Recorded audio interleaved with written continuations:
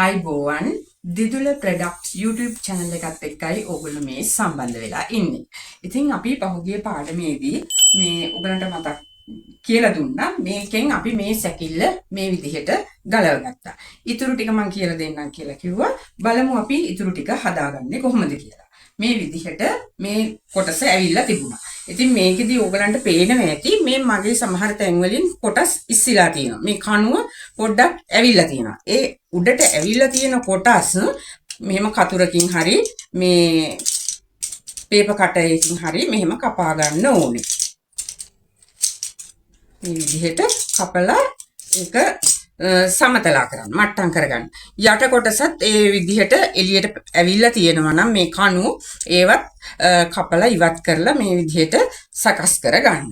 ඊට පස්සේ අපි මේ ආපු කොටසේ මම මෙහෙම තිබ්බහම මේ මගේ උඩ කොටස මේක තමයි පහළ කොටස. මොකද දෙකම එක සමාන භාජනයක් නේ මම ගත්තේ. ඒ නිසා මේ විදිහට අරගෙන මේ කොටස මේ කණුව වැහෙන විදිහට මෙන්න මෙහෙම අරගෙන මෙහෙම උඩ අතට නවන්න.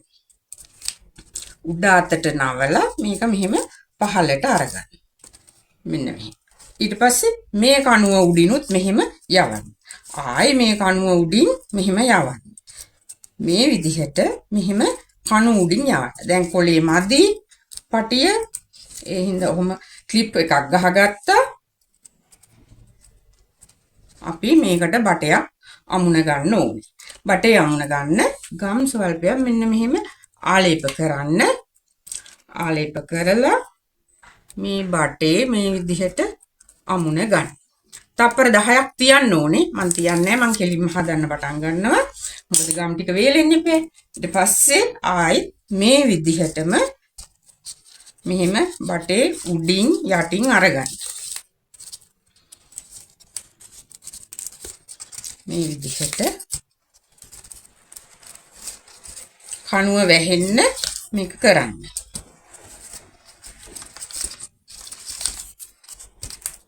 කණුව වැහෙන වටේම ගෙනියන්න ඕනේ.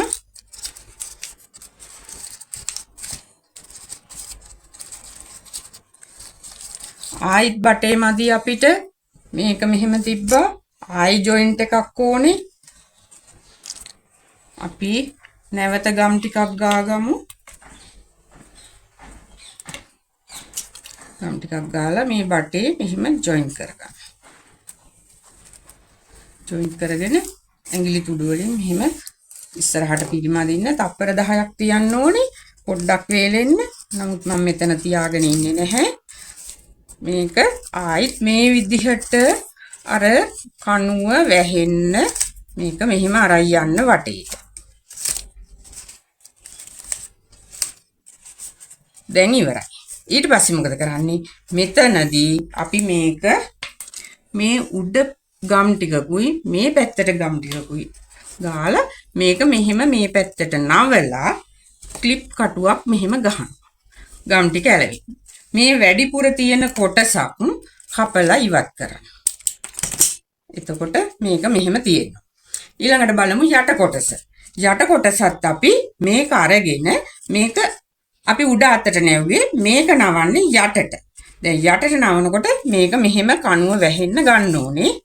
මෙහෙම අරගෙන මෙන්න මෙහෙම ඒකත් මෙහෙම අතින් තද කරලා මේ පටිය තදට අදින්න. අදිමින් ඔන්න මෙතනදි මදි වුණා. මම නැවත ක්ලිප් එකක් ගහනවා.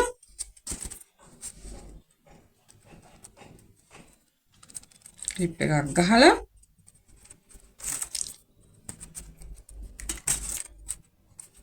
ගම් ටිකක් ගාලා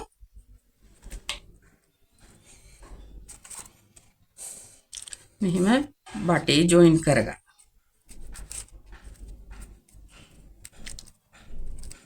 ජොයින් කරගෙන අතින් මෙහෙම අදින්න. ඇදලා ක්ලිප් එක ගැලෙව්වා.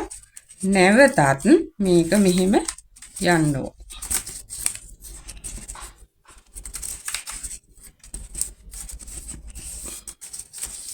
මේ විදිහට වටේම අරගෙන යන්න ඕනේ. මොකද එතකොට මේක සවි ශක්තිමත් වෙනවා මෙහෙම බැඳහම මේ පටියේ. දිගටම මේ විදිහට අරන් යන්න ඕනේ.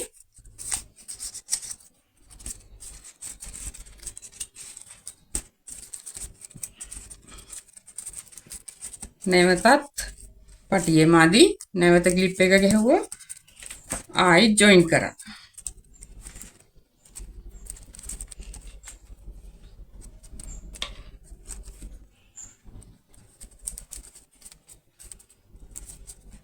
ආයිත් මෙහෙම ඇදලා ක්ලිප් එක ගලවලා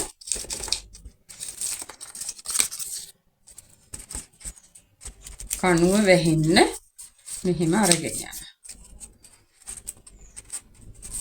මම මේ පුංචි බඳුනක් හදන්නේ. ලොකු ඒවට අපි පසුව යමු.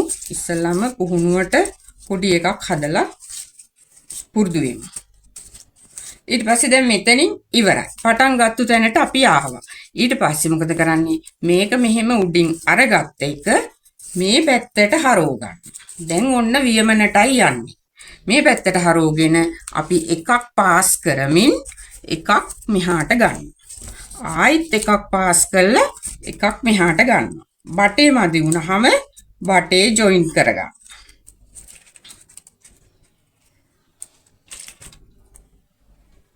නම් ටිකක් දාලා මේ විදිහට ජොයින්ට් එක අරගෙන මෙහෙම අතින් අදින්න. ඊට පස්සේ මේක මෙහෙම වියමන කරගෙන යන්න තමයි අපිට තියෙන්නේ. බලන්න මෙහෙම තියාගෙන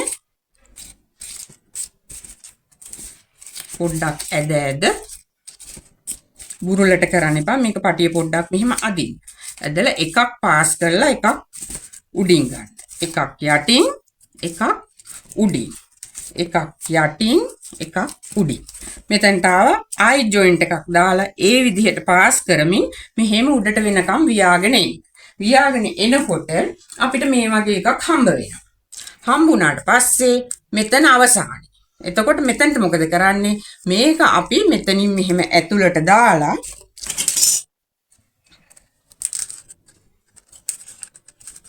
මෙතනින් මෙහෙම ඇතුළට කතුරේ ආධාරයෙන් ඇතුල් කරලා අපිට ඕනනම් පුළුවන් මෙතනින් ගම් ටිකක් ආලේප කරන්න.